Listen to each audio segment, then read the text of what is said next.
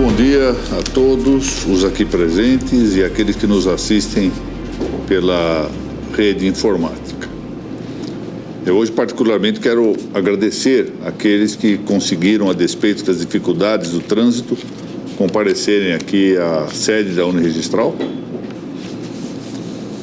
Hoje é um dia de greve, de paralisação de metrô, paralisação de ônibus aqui em São Paulo.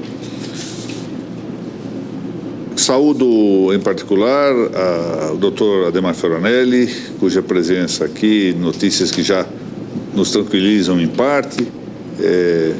Essa presença me deixa muito satisfeito. Também cumprimento o Dr. Ulisses da Silva, que retorna às nossas reuniões aqui, para minha satisfação. Dr. André Barros, a doutora Amanda Gil, nosso Conde Julito, está chegando o Dr. Mauro. Hoje nós vamos ter chegadas salteadas devido ao problema do trânsito. Vamos sortear hoje 2 livros para aqueles que compartilharem publicamente a nossa aula durante a sua realização. Ou seja, é preciso compartilhar e compartilhar publicamente, ou seja, para todos. Não basta o compartilhamento para amigos ou para si próprio ou para grupos reservados. O compartilhamento precisa ser público. O primeiro livro é esse Trivium, acerca das artes liberais, da primeira parte das artes liberais, a lógica, a gramática e a retórica, um livro escrito pela irmã Miriam Joseph. Foi traduzido, essa tradução também se apresenta com a colaboração de um prólogo imperdível do grande filósofo contemporâneo aqui do Brasil, o professor Carlos Nogueira, meu saudoso, querido amigo. Vale muito a pena esse livro Trivium, da irmã Miriam Joseph. É realmente uma obra de formação. E o segundo livro, também para aqueles que compartilharem publicamente a aula durante a sua realização, mas com a condição adicional de estarem inscritos na Uniregistral, ser aluno inscrito regularmente para o nosso curso. Esse trabalho do Constantin Noica. Constantin Noica é um filósofo contemporâneo da Romênia. Escreveu boa parte de seu pensamento perseguido e exilado no interior da Romênia. E a ele se deve a formação também do André Plichy, que nós, ou Plichu, que nós sorteamos outro dia aqui num dos seus livros. Então, compartilhamento público levando ao sorteio dessas 2 obras que, a meu ver, são muito interessantes e valiosas. A aula de hoje é uma aula particularmente complexa. Todas as aulas apresentam as suas dificuldades e seus temas, às vezes, com maior ou menor felicidade daquele que expõe, sempre dão alguns resultados preparatórios para as aulas posteriores. Essa aula é uma aula central e ela vai projetar alguma luz, espero que eu consiga ter êxito nessa minha tarefa, para o que nós vamos tratar lá adiante a respeito da legitimação registral. Antes de começar a leitura do texto e seus comentários e glosas, e aproveitando de caminho para saudar o Dr. Francisco Raimundo, que é reitor da Uniregistral e que nos dá o patrocínio aqui para estas aulas, e ao mesmo tempo saudar a administração e esse competente serviço técnico aqui da nossa entidade, eu queria fazer uma distinção puramente escolar, mas que me parece que vai ajudar-nos a um certo acercamento desta matéria. Suponho que um de nós tem algum problema no ombro, com uma dor no ombro. Então, normalmente, o que nós fazemos depois de uma automedicação que é típica do brasileiro, ou de passar na farmácia, alguma coisa assim, vamos procurar um médico. Eu tenho a propensão de achar que todas as vezes que alguém fica doente é melhor procurar um advogado, mas deixemos isso de lado. Os normais procuram um médico. Mas que médico? Este é o problema interessante. Nós podemos procurar um clínico geral, essa figura quase extinta no cenário brasileiro. E os senhores dirão, o clínico geral trata de ombro? Trata, porque por isso mesmo que ele é geral, ele trata de tudo. Mas também podemos procurar um ortopedista especialista em ombro. E este só vai tratar do ombro. Os senhores dirão, mas os dois tratam do ombro? Sim, os dois tratam do ombro. Mas um trata sobre um certo aspecto, o outro trata sobre outro aspecto especializado. Guardem esta distinção, porque ela vai adiante servir-nos, talvez como analogia, para compreender o que eu quero mostrar-lhes entre aquilo que integra o status jurídico, objeto da publicidade registral, e aquilo que de modo autônomo não pode ser objeto de legitimação registral. Ou seja, enquanto faz parte do conjunto, ou seja, enquanto é o ombro examinado pelo clínico geral, está bem. Na hora que tiver que examinar sozinho, já não pode ser aquele clínico geral que vai falar, ou seja, já não está acobertado pela legitimação registral, mas terá que ser objeto de uma análise específica ou, como nós poderíamos dizer já avançando para o campo do registro, de uma certificação do cartório próprio. Então, que Ademar Fioranelli, casado, seja proprietário do imóvel, isso é objeto de uma publicidade da titularidade jurídica deste imóvel. Agora, o casado, que é objeto desse status jurídico, não pode ser autonomamente certificado pelo registro de imóveis. Essa autonomia terá que ser objeto do registro civil. Então, é isso que eu vou tentar, ao largo desta aula, se eu tiver felicidade na exposição, tratar de distinguir para nós compreendermos à frente qual é o mecanismo da legitimação registral. Muito bem. Então, não esqueça de compartilhar aqueles que querem. Tem gente que reclama depois que não tem sorte em sorteio. Não compartilha, não se inscreve e depois reclama que não tem sorte em sorteio. E a doutora Thaís Luciana já ganhou o livro aqui mais de uma vez, né? Porque se inscreve e participa de todos os sorteios. Muito bem.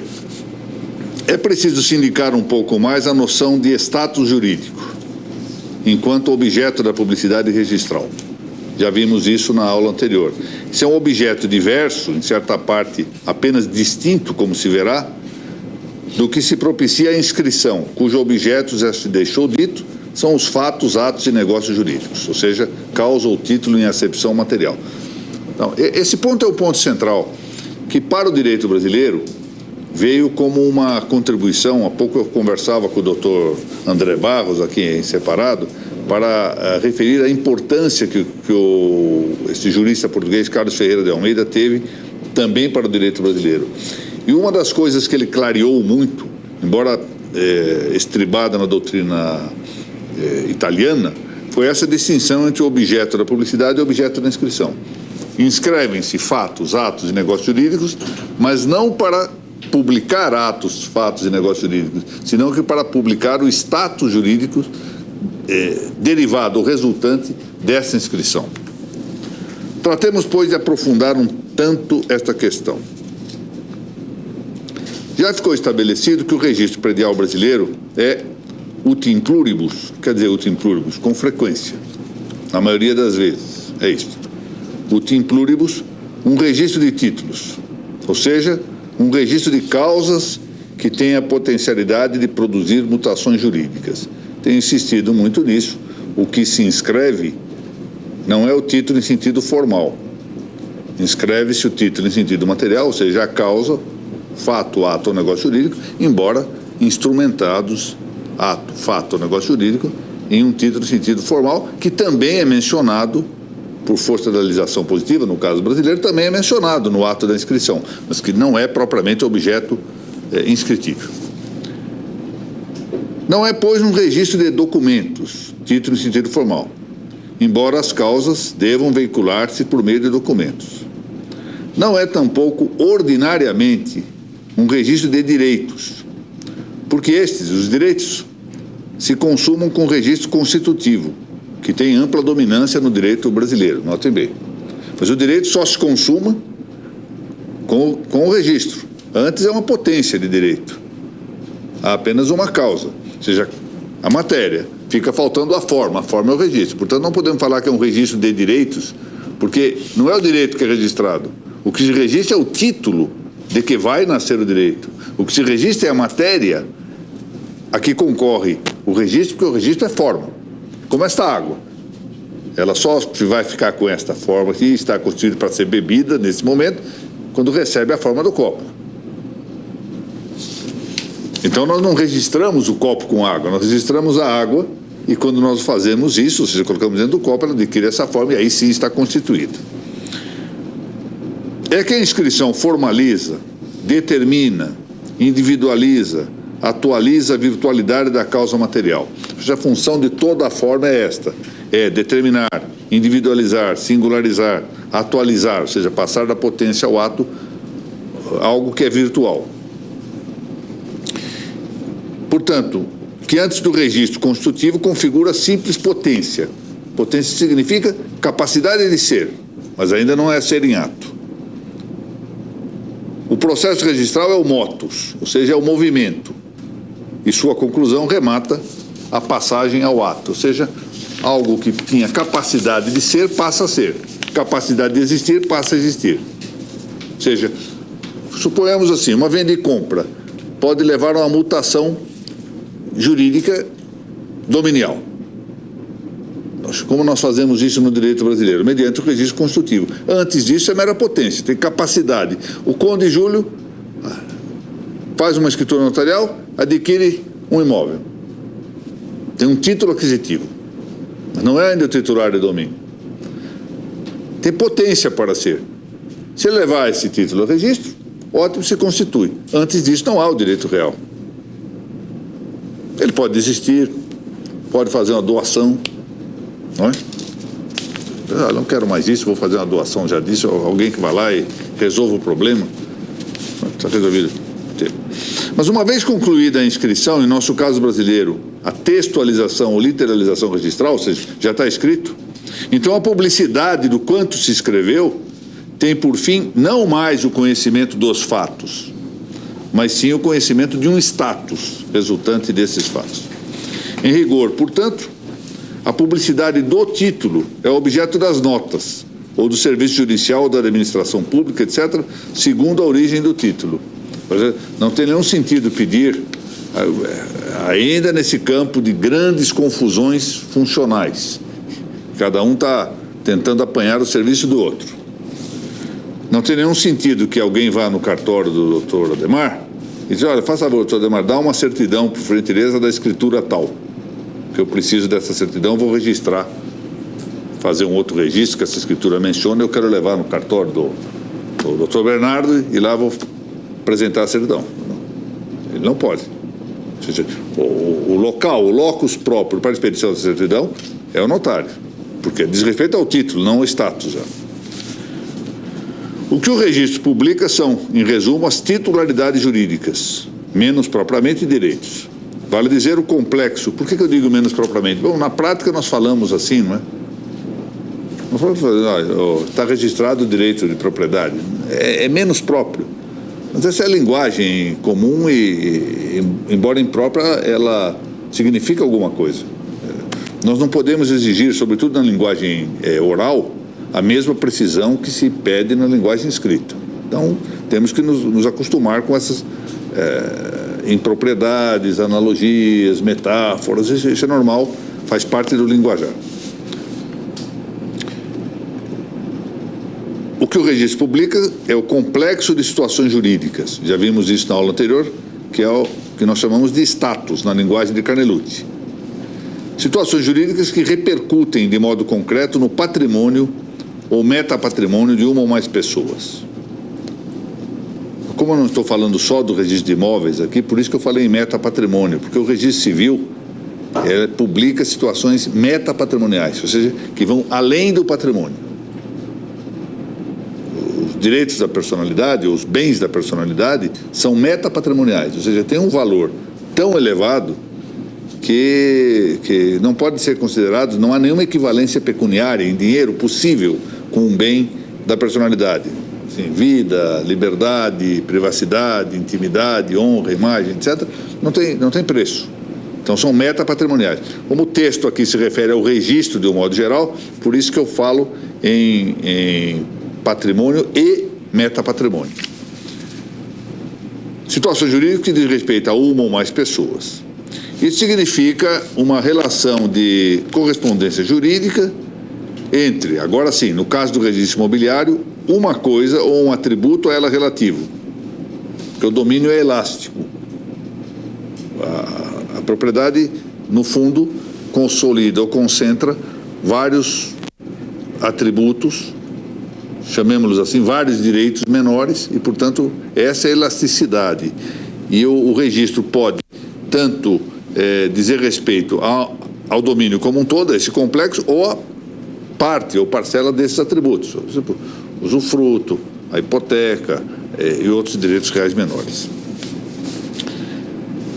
Eu estou deixando de considerar, nesta nossa manifestação, o tema dos efeitos erga omnes da publicidade, porque esses efeitos são de relação abstrata. Eu me lembro que isso até acabou gerando, em parte, o título do Camponês de Andorra, porque para justificar a diferença entre direitos absolutos e direitos relativos, o exemplo que eu usava é que o mais ignoto dos camponeses de Andorra também estavam sujeitos à eficácia de um registro praticado pelo Dr. Ademar Fioranelli lá no 7º registro. E é isso mesmo. Só que essa eficácia é abstrata. Enquanto ela não se revela singularmente em uma relação, seja de concordância, seja de conflitância, ela é só abstrata. Nós estamos sujeitos a todos os registros de efeitos erga omnes. Mas o que nos interessa isso? Praticamente nada. Nos dá, na verdade, uma imposição abstencionista de exercer determinados atos, mas só, sem nos pôr em concreto. Por isso eu não vou examinar o tema dos efeitos erga omnes, exatamente porque é uma relação muito abstrata. Ela é potencial, ela só se concretiza ou se atualiza quando nós tenhamos algo que nos interessa especificamente a respeito de um determinado registro. Cabe, então, uma indagação, esta sim, importante. O status objeto da publicidade é algo que faz abstração da causa?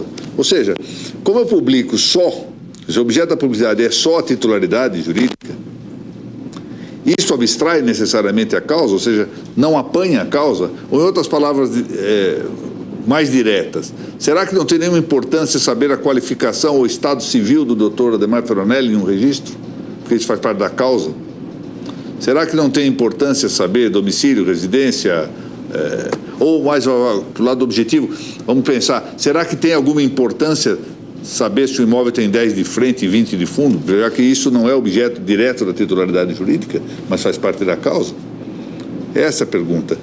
Ou seja, o que eu estou querendo aqui afirmar é que, embora o status jurídico seja derivado da inscrição, e, portanto, ele não abrange autonomamente a inscrição, não por isso é desimportante.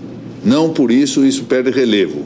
Abrange de algum modo. E como abrange é o que nós vamos tratar de ver aqui. Ou seja, publicam-se as titularidades, ou seja, as relações de pertinência jurídica, de maneira desvinculada dos títulos que assim sejam.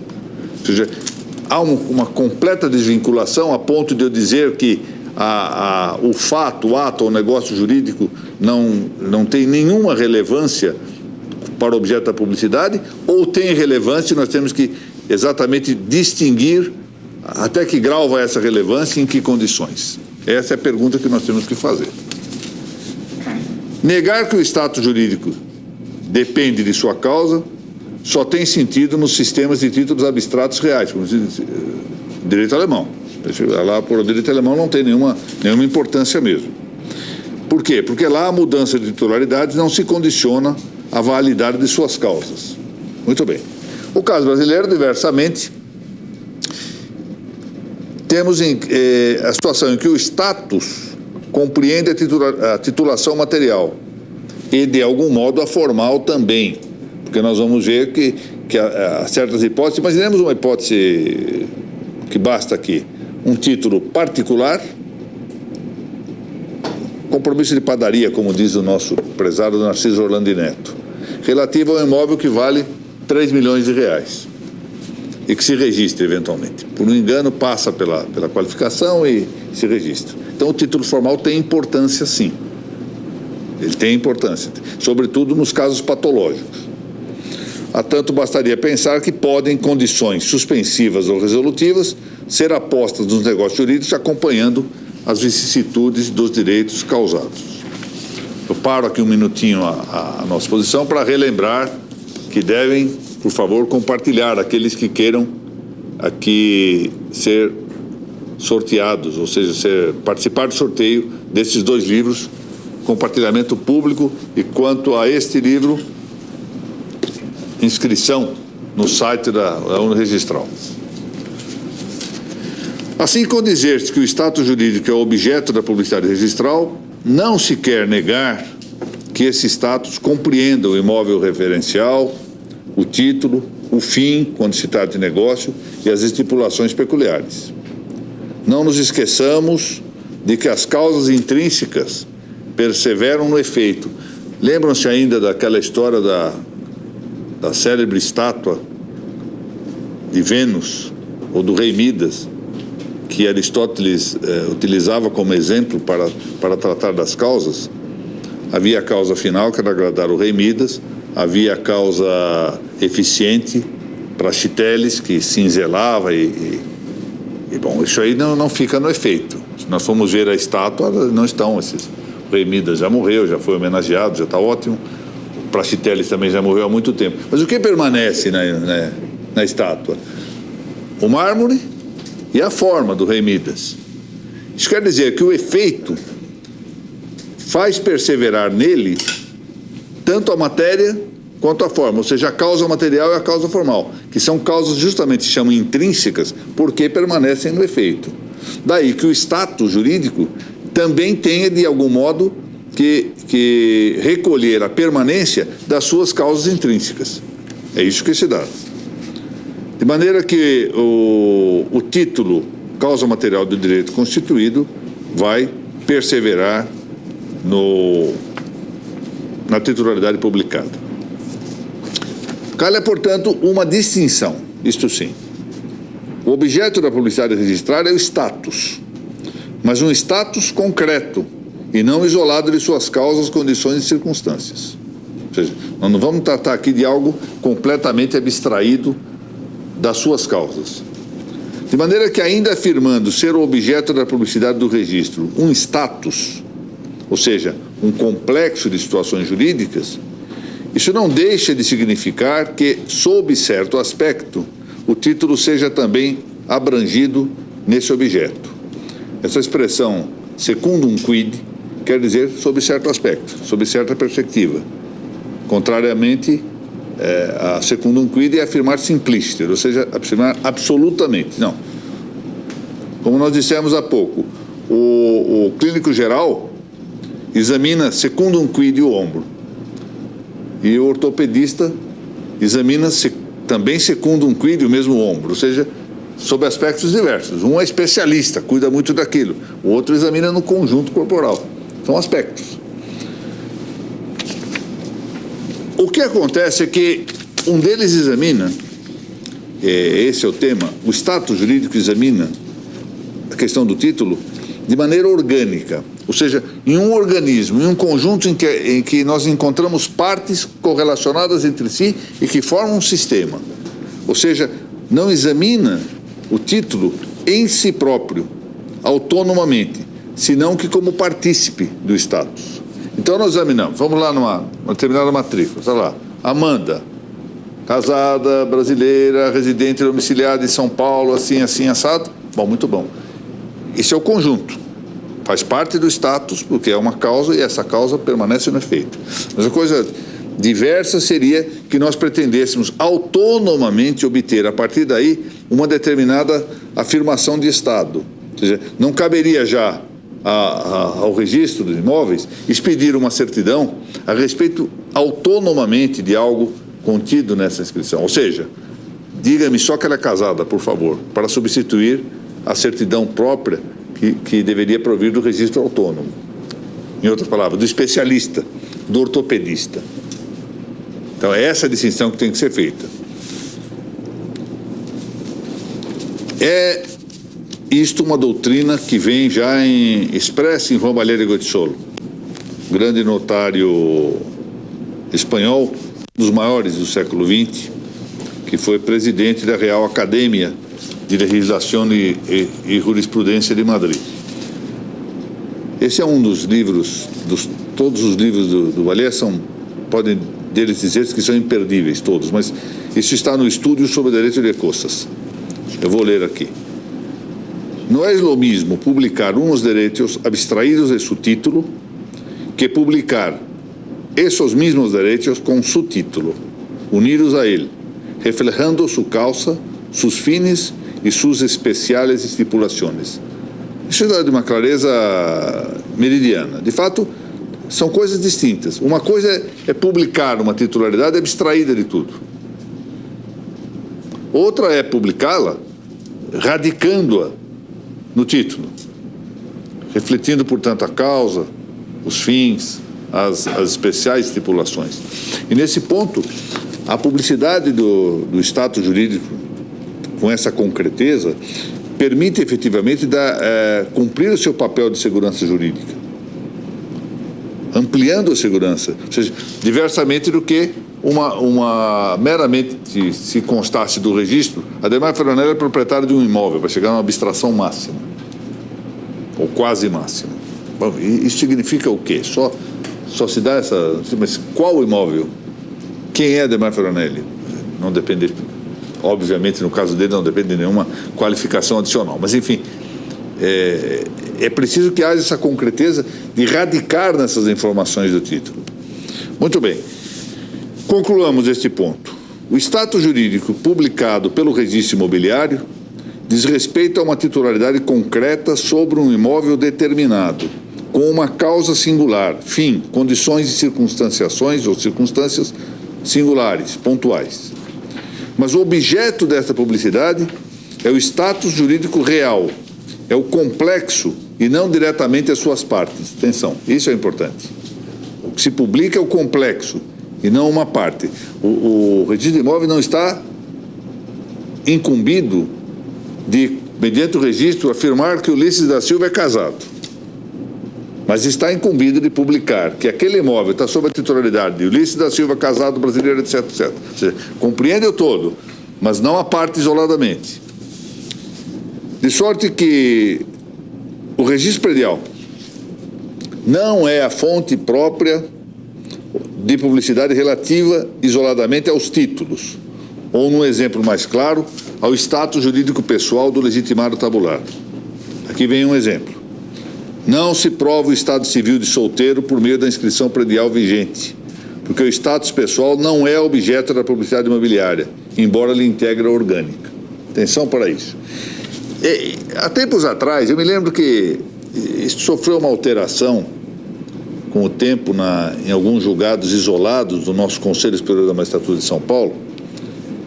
Era muito comum, o doutor Adhemar vai se lembrar disso, que nas transcrições, além de um nome usual, o doutor Ulisses também vai se lembrar, também conhecido por, não é? Assinava, tá? Júlio Chagas, também conhecido por Conde Ulisses, ou que também se assina.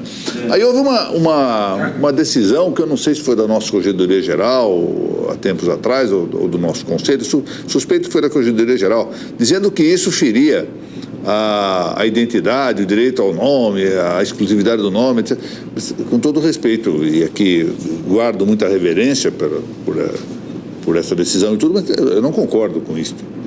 Porque não é função do registro de imóveis declarar que alguém tenha 2 nomes, 3 nomes ou 4 nomes. Ele simplesmente dando uma identificação, aumentando o espectro de identificação. O registro civil não pode fazer isso, não pode dizer que alguém tem 2 nomes. Mas o registro de imóveis é perfeitamente possível, porque a função do registro de imóveis não é indicar um status pessoal, mas é o status, o complexo que vai nos levar a uma titularidade de direito, até pode ter direito pessoal, mas direito imobiliário. Em geral, direito real imobiliário, eventualmente direito pessoal imobiliário. Mas, enfim, a função é de situação jurídica real, não de direito real, mas real no sentido de res, de uma coisa, e não da pessoa. Portanto, a meu ver, é perfeitamente possível que se faça essa dúplice, tríplice ou plural referência à identidade de alguém, ao nome com que alguém é conhecido, porque o registro de imóvel não tem função direta de dar indicações de status pessoal. O status publicado pelo registro imobiliário é compreensível de muitos elementos, o que leva prontamente a entender a importância da limitação do que deva ser publicado, que é um outro tema importante. Tem de haver uma certa limitação pelos motivos que eu vou expor. Não atende à segurança jurídica permitir que o objeto da publicidade seja suscetível de estimar-se em integral números apertos, ou seja, com uma abertura ou um aperturismo completo. Porque isso levaria a ampliar de modo indefinido e elástico a produção de efeitos erga omnes. Não nos esqueçamos que essa questão do registro nasce uma eficácia contra todos na sociedade. A propósito, de mais a mais aqui salientemos, isso também diz respeito ao registro civil. Essa situação quase selvática de registrar qualquer coisa no registro civil tem o efeito de gerar para toda a sociedade o correspondente à obrigação de respeitar essas indicações. Então, o registro civil também deve observar esta restrição ao números apertos, que vai levar a um resultado efetivamente desastroso. Se o dia que tudo puder ser registrado de qualquer modo, não há mais necessidade do registro. Essa é a questão. Tem-se, pois, de considerar a publicidade dentro nos limites da legalidade, é dizer, do ordenamento jurídico posto. Não há outra forma. O justo pode ser obtido mediante direta aplicação do direito natural. O seguro não.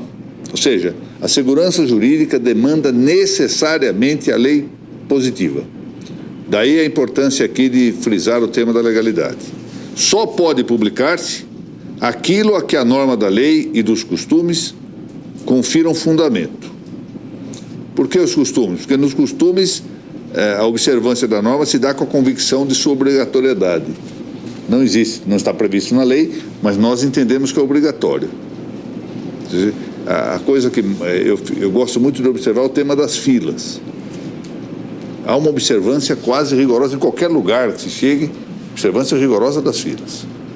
E nós, se alguém passar na frente, nós reclamamos, né? Ultimamente as exceções são muito grandes. Eu já, na minha faixa etária já bastante avançada, fico com questões hermenêuticas, saber se eu devo ou não preferir. Claro que por questão de cavalheirismo, eu cedo a minha vez, mas se eu devo preferir senhoras que se apresentem com filhos no colo, porque a lei não determina quem tem melhor preferência. Eu estou na frente, chega uma senhora com um filho no colo, eu deixo passar na minha frente, mas na verdade é questão de hermenêutica. Bom, costume é isso, né? Nós temos a convicção da obrigatoriedade da norma e, portanto, integra o princípio da legalidade também. O problema não é simples de resolver quando se considera que as normas não correspondem necessariamente a uma enunciação textualística pontual. Podem os juristas, por exemplo, extrair do sistema a ideia de um dado direito real, ainda que o legislador se omita em explicitá-lo. Não vamos tratar do assunto aqui, mas de futuro, quem sabe, o tema da multipropriedade é típico. Há quem extraia, já há julgados recentes do Superior Tribunal de Justiça, nesse mesmo sentido, que se trata de um direito real. Ou seja, a função do legislador não é dizer se um direito é real ou pessoal. O legislador cria o direito e cabe ao intérprete resolver o que é direito real ou o que não é.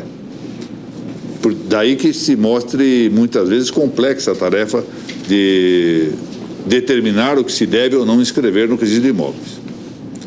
Em contrapartida, é certo que não cabe incluir na publicidade aquilo que aos registradores pareça convir ao mero esclarecimento de uma dada situação jurídica.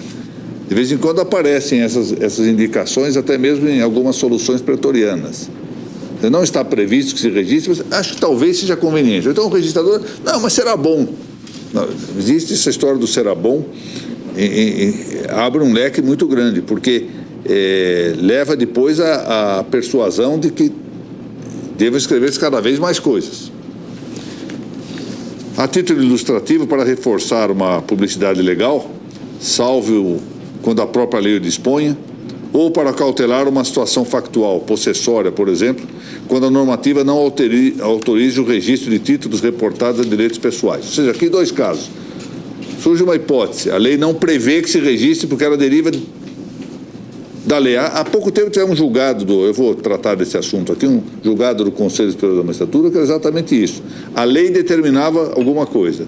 E a discussão no Conselho foi discussão a latere, ou seja, não era o tema central, mas a discussão a latere era saber se deveria ou não averbar essa exigência que está na lei.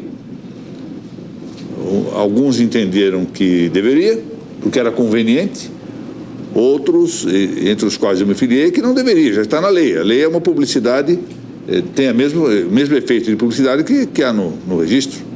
Se nós, cada vez que formos fazer o registro, tivermos que lançar tudo que está na lei, do jeito que as nossas leis são hiperinflacionadas, não haverá parada para isso. Ou então uma situação factual. Suponha uma posse. Sem previsão legal, a legislação brasileira, por exemplo, não prevê a possibilidade de registro de posse, registrar a posse, pura e simplesmente. Para dar maior notícia de um fato. E a partir daí o resultado nós sabemos, é só examinar a história do registro espanhol para verificar como eles efetivamente controverteram sobre a conveniência ou não de registrar-se uma posse. Considerado tendencial o caráter do registro de imóveis em dirigir-se à publicidade de situações jurídicas reais, aqui observemos isso, ou seja, o registro de imóveis tende aos direitos reais, mas não é absolutamente voltado a eles. É perfeitamente possível que situações imobiliárias de direito pessoal possam aceder ao registro de imóveis. Em que quais condições? Para isso nós veremos agora.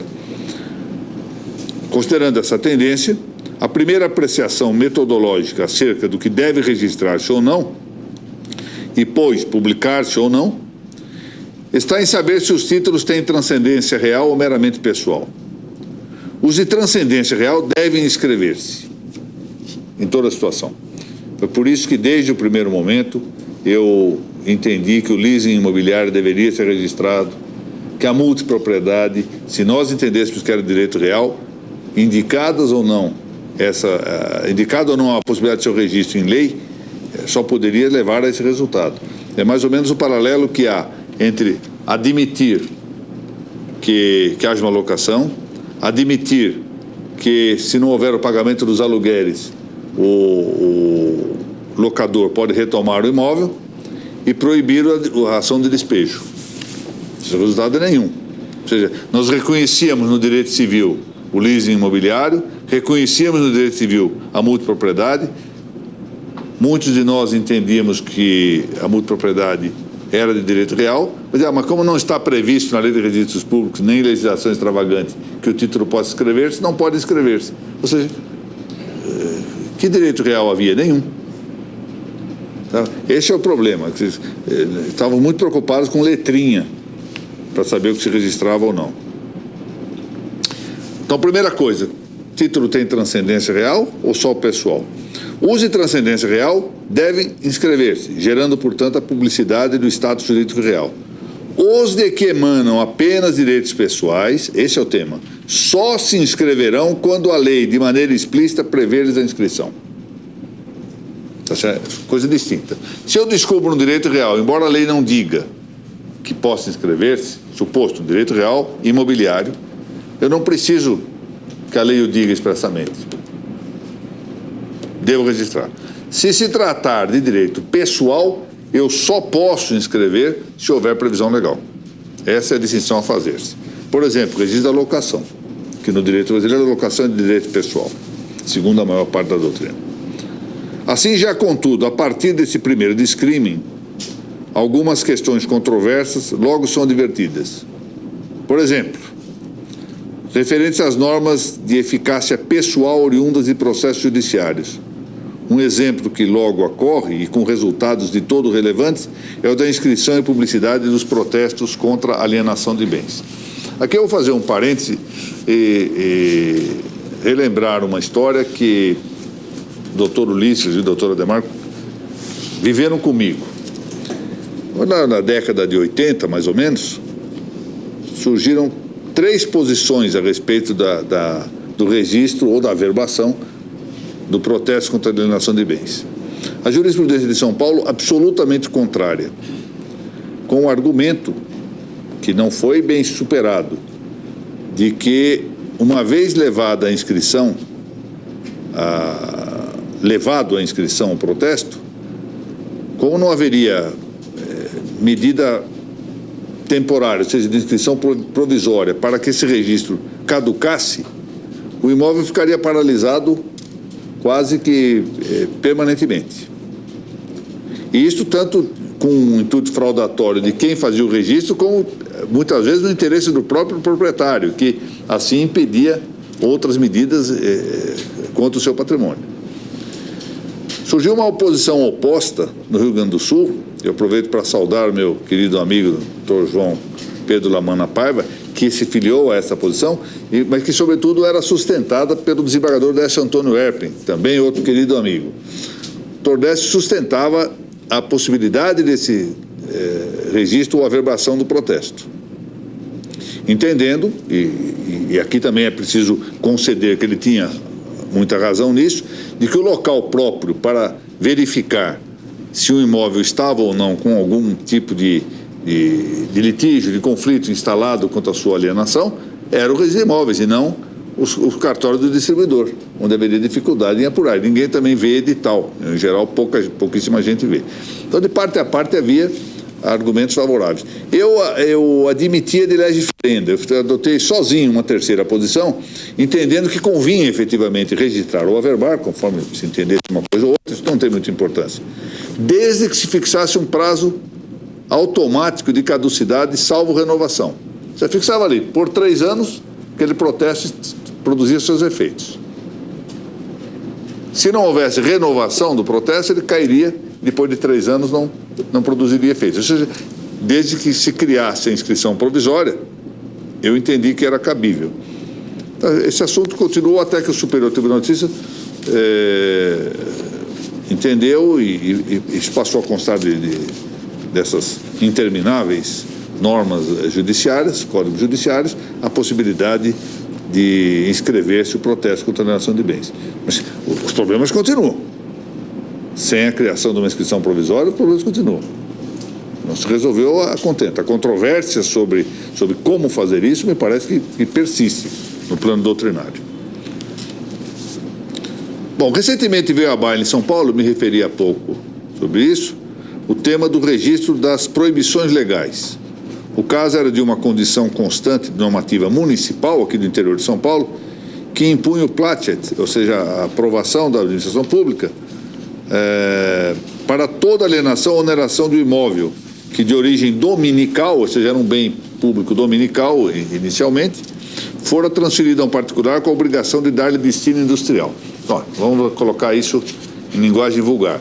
O imóvel era do município, o município por meio de legislação específica, estava autorizado a aliená-lo, mas a alienação vinha com uma cláusula.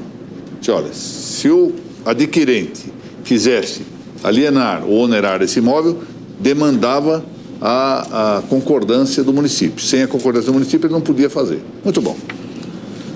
Registrou-se a aquisição do particular sem explicitar-se no registro essa condição legal. Ou seja, a condição estava na lei. O registrador, vamos admitir, Dr. Ulisses foi lá e comprou o imóvel. Comprou o imóvel, registrou. Ulisses da Silva, etc., proprietário do imóvel, aquele imóvel dominical. O registrador não colocou ali, olha, se ele for vender, precisará ou alienar, precisará da condição. Não colocou explicitamente esta cláusula que estava na lei. Tempos depois, surgiu uma escritura de hipoteca, ou seja, Dr. Ulisses contratou uma hipoteca. E o registrador, para inscrever a hipoteca, exigiu a anuência da municipalidade.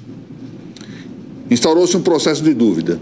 Ou seja, o credor hipotecário, que queria registrar a hipoteca, disse, não concordo, a municipalidade não pedi, não vou pedir essa autorização. O Conselho Superior da Magistratura de São Paulo, o processo de dúvida foi julgado em primeiro grau, houve recurso, e o Conselho da Magistratura de São Paulo entendeu em votação unânime que o registrador estava certo na exigência, ou seja, tinha que exigir a condição que estava prevista na lei. Até aqui, em ordem. Acontece que houve uma discrepância, como eu disse há pouco, a latere, ou seja, em matéria lateral. Qual era? Um dos integrantes do colegiado sustentou que de congruo, ou seja, em razão de conveniência, seria caso de constar da matrícula a condição legal. E isso até, me recordo da discussão, porque eu participei da sessão do Conselho, havia até uma certa sugestão de que o registrador havia cometido uma falta. teria, ao deixar de consignar essa condição no registro, teria praticado um ato suscetível até de uma apuração disciplinar. Diversamente a outro,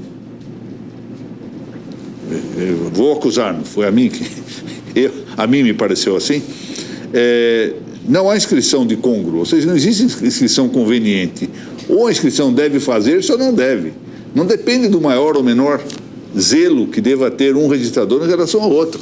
Não é possível supeditar a prática de um sistema assecuratório como o do registro a dizer, os mais cautelosos farão isso, os menos cautelosos não. O doutor Ulisses, que é muito cuidadoso, vai registrar tudo. O doutor Ademar, menos cuidadoso, registrará menos. Não, o sistema deve ser tendencialmente uniforme, tendencialmente uníssono naquilo que pode ou não registrar-se, ou que deve ou não registrar-se. Para mim, portanto, o registro é ilegal ou legal. Ou seja, no caso brasileiro, ou é obrigatório ou é ilegal. Não há um meio termo de dizer, não, um julga convir, outro não julga. De tal sorte que eu afirmei no voto que eu proferi na altura que registro inútil é registro nulo. E esse é o entendimento que parece acomodar-se, por exemplo, à doutrina de José Maria Ramon Rocasastre, para quem as limitações legais, abro aspas, por derivar-se diretamente da lei, evidentemente estão investidas de uma publicidade que supera a que o registro pode proporcionar-lhes.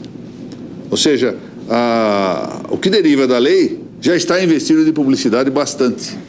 Até para Rocasastre, uma publicidade superior à do registro.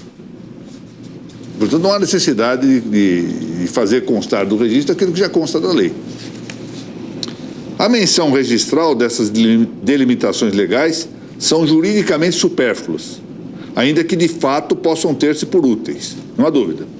Mas admiti-las no registro implicaria consequências a considerar. Tem muita gente que julga, mas seria bom. Tá ótimo, seria bom. Por exemplo, coerência de levar a registro uma série de regras legais. Nós teríamos que levar todas que alguém entendesse cabível. A controvérsia sobre a estimativa da má-fé apenas nos casos em que não houver o registro. Notem bem, se alguém não mencionasse, não haveria má-fé, o que implicaria obrigar todos a escrever todas as cláusulas possíveis que pudessem derivar da lei. O excesso mataria o registro. A necessidade de averbar-lhes eventual revogação. Quando a lei mudasse, tinha que revogar. Notável. Veja que as matrículas que já vão pondo à prova a exigência de sua graficidade se tornariam longos livros. O controle da rogação pontual. Haveria necessidade de rogação para averbar a modificação ou não? Parece que isto tudo levaria a um resultado inadequado.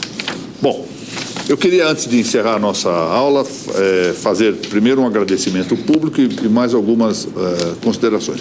O agradecimento público é para a doutora Amanda Gil e para a doutora Laura Porto, que muito competentemente elaboraram o índice remissivo para o primeiro livro da série Registro sobre Registro. Nós vamos publicar agora, em breve tempo, essa série, com algumas correções, algumas pequenas modificações do texto, num primeiro volume, Registro sobre Registro, que vai até o 34, não é isso? E elas elaboraram aquilo que eu não tinha a mínima paciência para fazer, que é o índice remissivo. Eu vou contar uma coisa, é que eu trabalhei num jornal quando eu era jovem, e havia lá um grande jornalista português que tinha fugido de Angola, quando houve a instauração do regime comunista em Angola. Ele teve que vir, ele era dono do jornal Diário de Luanda, que era uma espécie de estado de São Paulo da altura lá. Então, quando lançou-se aqui o primeiro número do jornal que nós estávamos fazendo, no seminário aqui em São Paulo, eu corri ávido a ler, apanhar o jornal, ler o que eu estava escrito, comecei a ler, todo contente, tudo. E eu vi o Pereira, depois que havia de chamar-se Pereira, claro, o Pereira da Costa, sentado comodamente, sem abrir o jornal. Aí eu perguntei a ele, ô Pereira, você não vai ler o jornal, não vai ver o seu artigo? Ele disse, opa, eu sou pago para escrever, não há dinheiro do mundo que me pague para que eu leia o que eu escrevo. É mais ou menos o que se passa aqui. Bom, eu agradeço publicamente aí a ambas pelo cuidado e pelo zelo eu diria mesmo caridade de terem feito isso. Quero também anunciar que na próxima sexta-feira nós iniciaremos aqui, embora ainda sem transmissão, o programa piloto do Pinga Fogo, que por inspiração do Dr. Francisco Raimundo passa a realizar-se quinzenalmente aqui na Uniregistral, com a presença sempre do Dr. Narciso Orlandi Neto, o que é uma garantia da competência desse programa, dada a autoridade desse meu grande amigo e grande doutrinador, sob a minha pequena coordenação, mas também com a presença sempre de um ou mais registradores que serão convidados a participar do Pinga Fogo. Seguramente o doutor Ademar e o doutor Ulisses serão convidados a seu tempo. Sexta-feira.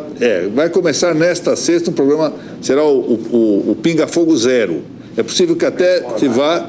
ainda nós vamos ver horário. Essa gravação vai ser uma gravação piloto, só para testar a forma. Porque o Pinga Fogo, para quem não sabe, apenas mencionando dois fatos rapidamente, nos reporta o grande Gilberto Valerio da Silva, saudoso Gilberto.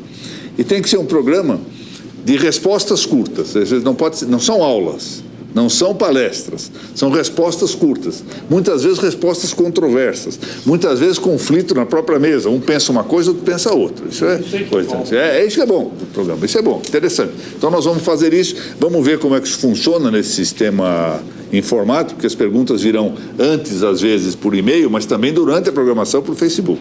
Vamos ver como é que nós nos saímos. E vamos adaptando.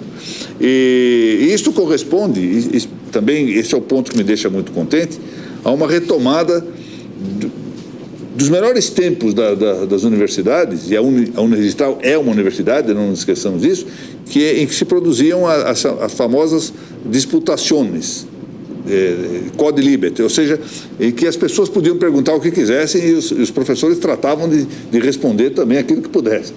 Então vamos ver como isso sai. Volto a dizer, nesta sexta não será transmitida ao vivo, mas é possível que, se nós tivermos sucesso nesse primeiro modelo, que já vá ao ar depois como um teste. E a partir, provavelmente, ou da outra semana, ou depois de 15 dias, volto a dizer, de conformidade, de consonância com o que nós conseguimos fazer nesta sexta, nós já vamos ter o programa ao vivo. E com todo o problema que ocorre nesses programas ao vivo, se nem o pessoal da rede de televisão consegue se sair inteiramente bem, eu não tenho grandes expectativas de que a gente não erre, não cometa alguma falha, mas isso faz parte. E temos que tratar isso como se fosse efetivamente uma sala de aula e contar com a generosidade do nosso público, não é? Que saberá entender que se trata, no caso do Dr. Narciso, e no meu caso especialmente, de gente que não tem experiência com câmeras, então vai ter que sofrer um pouco. Então eu também visto isso, eu vou pedir licença também para fazer dar uma notícia aqui. A Arpen Brasil pediu-me, eu acedi a isso, estou satisfeito, uma série de vídeos que serão feitos aqui sem público, será uma gravação isolada que eu pretendo fazer em princípio na minha própria casa, em matéria de registro civil. Eu devo começar já nesta semana com também uma aula 0, e a partir daí vamos tratar, o primeiro tema será o casamento, que está na moda hoje, essa ideia de equiparar de fato a união estável ao casamento, provocando, aliás, repercussões interessantes do ponto de vista de trabalho, porque pode afligir em definitivo o registro civil, isto. E em seguida as aulas serão sobre a teoria dos direitos da personalidade. E mais à frente, se isso der certo, se esse projeto der certo, e se me sobrar algum tempo, porque a minha vida está muito corrida, vamos para outras matérias. Doutora Graziela, vamos ao sorteio, primeiramente do Trivium da irmã Miriam Joseph. Foram 38 compartilhamentos. Tá pouco isso, hein? Mas acho que hoje está um dia complicado. Mas o trânsito é na rua, não no meio informático.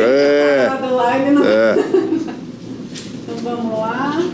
Número 31. Número Ferreira. Fábio Ferreira. E aí no próximo, entre os alunos... Muito bem. É o Trivium da irmã Miriam Joseph. Foram 17 que compartilharam e também são alunos. É esse livro do Konstantin Neuka. Número 16, Sônia Alves Batista. Sônia Alves Batista. Muito bem. Eu, então, parabenizo aí aqueles que foram sorteados. Espero que tenham proveito da leitura desses livros. São livros interessantes. E convido a todos para a nossa próxima aula, na semana que vem, agradecendo novamente aos que aqui, vencendo as dificuldades do tráfico de hoje, compareceram, agradecendo muito o público que nos assistiu pela via informática e novamente cumprimentando de maneira muito gratificada a todo o pessoal técnico da administração da Unregistral, a quem saúdo renovadamente em nome do Dr. Francisco Raimundo. Muito obrigado e até a semana que vem, se Deus quiser.